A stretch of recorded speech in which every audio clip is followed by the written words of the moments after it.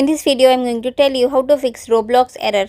Disconnected, you were kicked from this experience, banned. Reason, a client was detected on your device. Error code 267.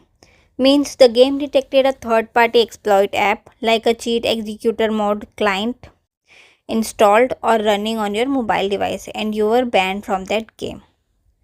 What client detected means the game's anti-cheat system found signs of exploit. Means if you are using Delta Executor or any other app, RCSX or Hydrogen, then the client will detect that you are cheating.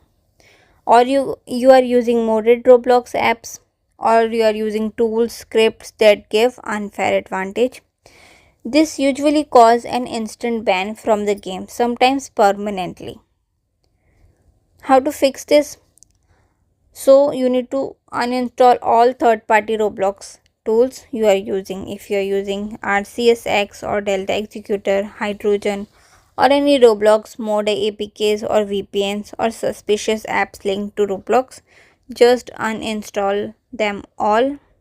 Even if you are not using them during gameplay, having them installed can trigger detection.